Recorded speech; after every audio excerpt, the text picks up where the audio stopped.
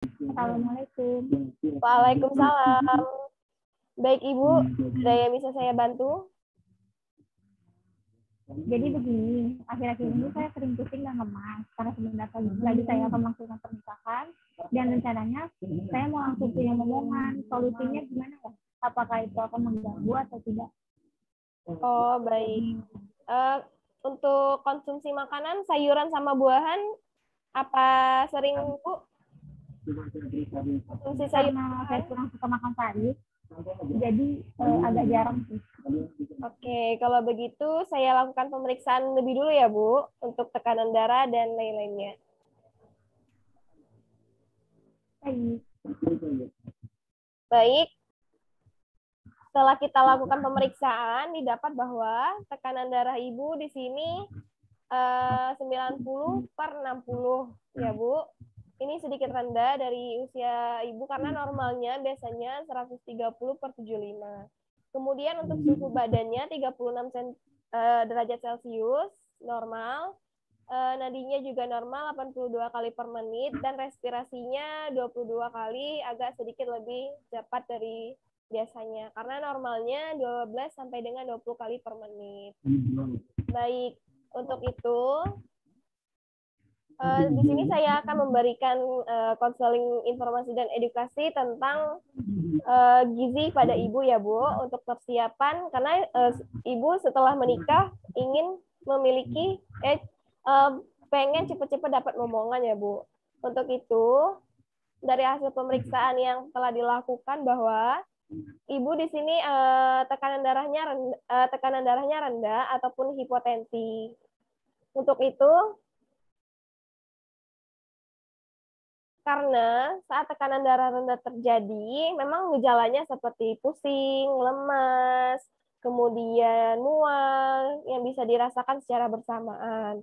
Selain itu, tekanan darah juga memiliki gejala lain yang harus diwaspadai, Bu, seperti haus, penglihatan yang buram, nafas yang cepat, kulit pucat, dan sulit berkonsentrasi.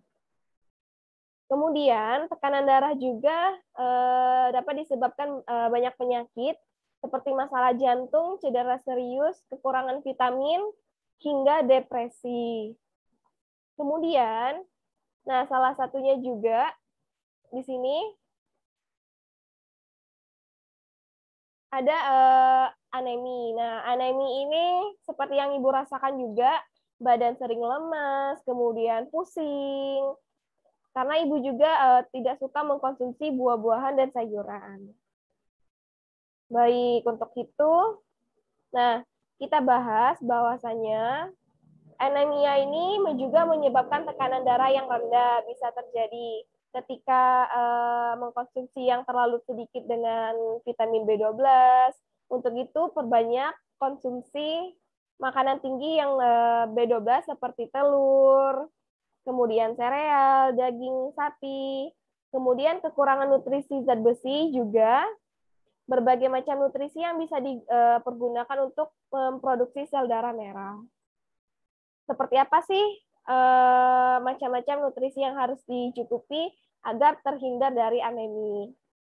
Yang pertama ini ada vitamin 12 yang seperti saya sebutkan tadi bahwa mengkonsumsi vitamin 12 ini secara alami banyak terkandung dalam ikan, kerang, daging, hati, telur, susu, yogurt, dan juga keju. Kemudian ada asam folat.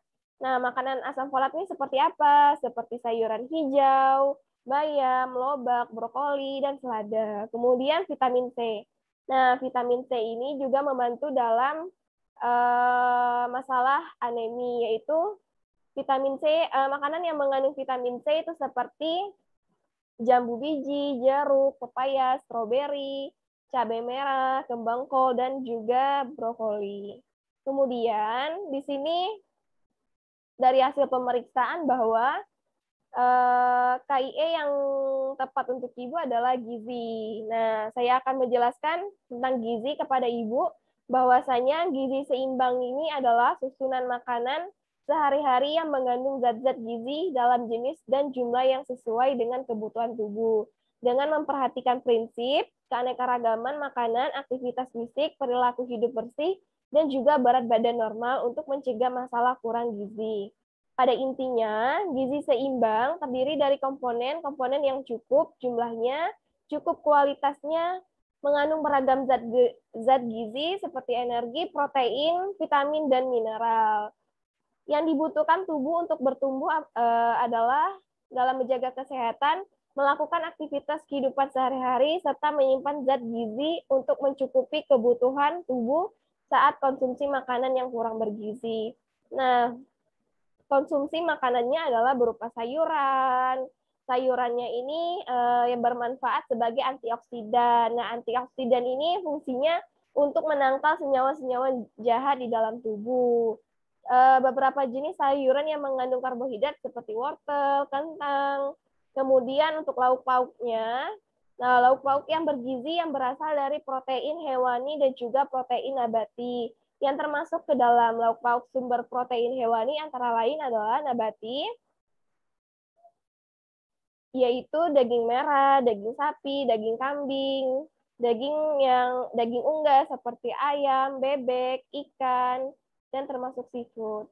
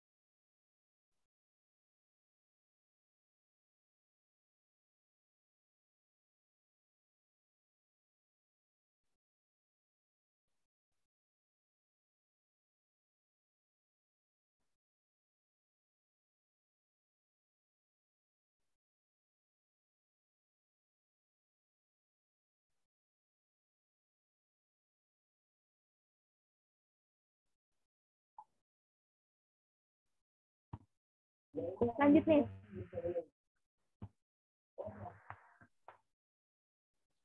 Oke, selanjutnya yaitu buah-buahan. Nah, buah-buahan ini harus dikonsumsi secara rutin karena sangat penting bagi tubuh selain sayur-sayuran. Nah, buah-buahan seperti apa? Yaitu buah-buahan yang banyak mengandung vitamin dan mineral. Namun, berbeda dengan sayuran, buah-buahan pada umumnya mengandung karbohidrat yang biasanya seperti berupa glukosa dan fruktosa. Semakin matang buah, maka akan semakin tinggi fruktosa dan glukosanya. Seperti buah alpukat, buah merah juga mempunyai kandungan lemak yang tak jenuh. Bersamaan dengan sayur, konsumsi buah-buahan terbukti membantu dalam mempertahankan tekanan darah, kadar gula darah, serta kadar kolesterol yang normal. Kemudian air. Nah, air juga harus dicukupi karena nantinya kalau tidak bisa menyebabkan dehidrasi. Kemudian untuk mempersiapkan kehamilan, nantinya ibu akan cepat-cepat ingin mendapatkan momongan. Maka dari itu, ibu harus melakukan persiapan kehamilan yang sehat. Di antaranya, bagi ibu dan pasangan yang ingin segera menimang anak, mengkonsumsi makanan untuk program hamil itu sangat penting. Tak hanya menyehatkan, berbagai jenis makanan tersebut juga membantu calon ibu untuk mempersiapkan dalam menghadapi kehamilan. Soal keadaan gizi pada ibu yang hendak hamil sangatlah penting karena akan menjadi sumber energi bagi ibu maupun bayi. Sebaiknya, ibu berada dalam berat badan yang ideal dikarenakan dengan berat badan yang lebih dapat memberikan penyulit berupa hipertensi, diabetes dalam kehamilan serta preeklamsia. Kemudian, sedangkan berat badan yang kurang dapat menyebabkan pertumbuhan janin terhambat. Ibu perlu memasukkan unsur asupan gizi seimbang yang berupa karbohidrat, protein, mineral, dan serta asam folat. Kemudian, jenis nutrisi yang perlu terkandung di dalam makanan untuk program hamil. Yang pertama itu ada protein. Nah, protein ini membantu dalam memperbaiki sel dan jaringan tubuh yang rusak serta memproduksi asam amino Asam amino ini merupakan pendukung pertumbuhan sel tubuh ibu dan janin. Selain itu, protein juga meningkatkan jumlah darah dalam tubuh serta membantu jaringan rahim dan payudara berkembang selama hamil nanti. Jumlah asupan protein yang direkomendasikan untuk orang dewasa adalah 60 sampai dengan 65 gram setiap harinya. Asupan makanan yang mengandung protein bisa diperoleh dari makanan laut seperti seafood, telur, tahu, tempe, susu, keju, yogurt, daging, kacang-kacangan seperti kacang kedelai. Kemudian untuk karbohidrat, karbohidrat ini merupakan sumber energi yang sangat penting guna memperbesar peluang hamil. Nah, ibu juga dianjurkan untuk mengkonsumsi karbohidrat sebanyak 300 sampai 350 gram per harinya. Namun jangan sampai ibu salah pilih jenis karbohidrat yang dikonsumsi. Agar lebih sehat, pilihlah makanan yang untuk program hamil yang mengandung karbohidrat kompleks atau karbohidrat yang bersumber dari gandum utuh, buah-buahan, kentang, oatmeal, beras merah, dan juga sayuran. Kemudian ada vitamin. Nah, vitamin ini memenuhi asupan vitamin harian sangat penting bagi tubuh. Terlebih jika ibu dan pasangan ini ingin segera memiliki momongan, jenis vitamin penting yang mendukung program hamil adalah vitamin A, yaitu mendukung pertumbuhan gigi dan tulang, memelihara kesehatan mata, serta meningkatkan daya tahan tubuh. Kemudian untuk vitamin B1-nya, untuk mengatur sistem saraf dan meningkatkan energi. Kemudian ada vitamin B2, ini menyehatkan kulit dan juga mata. Kemudian ada vitamin B3, meningkatkan kesehatan pencernaan, saraf, dan juga kulit. Kemudian ada vitamin B6 untuk membantu produksi sel darah merah, serta yang dapat ditemukan di daging, di hati, daging merah, ikan, ayam, dan kacang kedelai. Kemudian vitamin B12, seperti yang saya jelaskan tadi, nah vitamin 12 ini untuk pembentukan DNA dan juga membantu mencegah cacat tabung saraf atau spina bifida.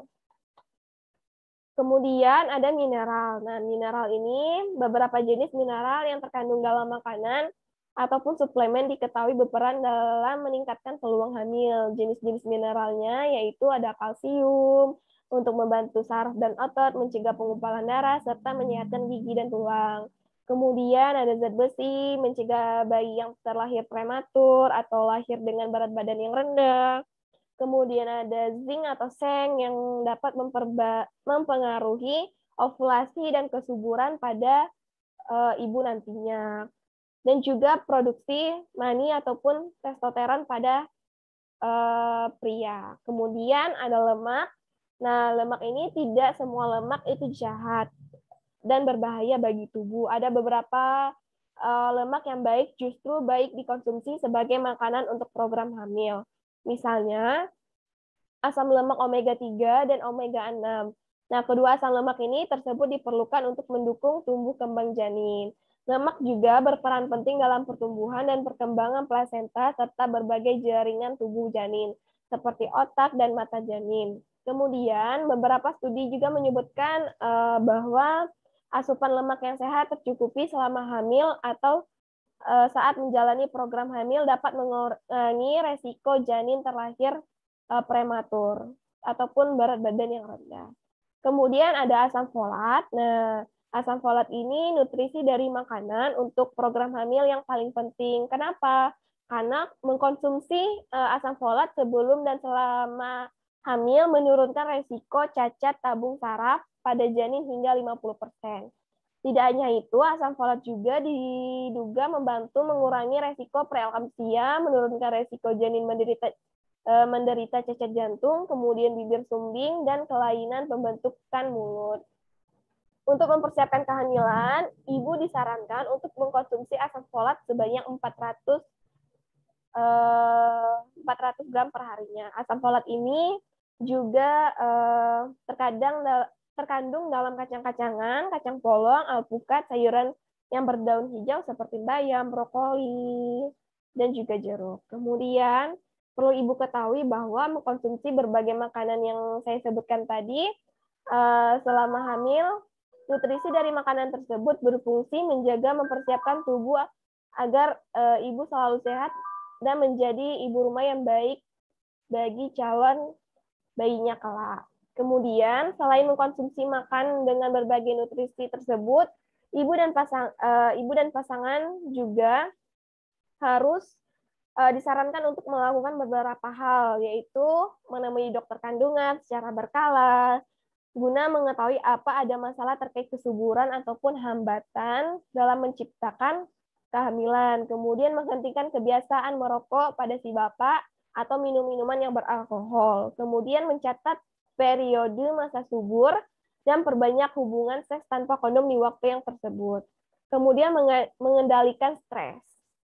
Dengan menerapkan berbagai langkah di tersebut, ibu dan pasangan diharapkan bisa segera menimang momongan kelak. Kemudian ingatlah bahwa konsumsi makanan untuk program hamil tersebut harus diiringi upaya lain agar keberhasilan program hamil bisa tercapai, agar nantinya ibu bisa cepat-cepat dapat memiliki momongan.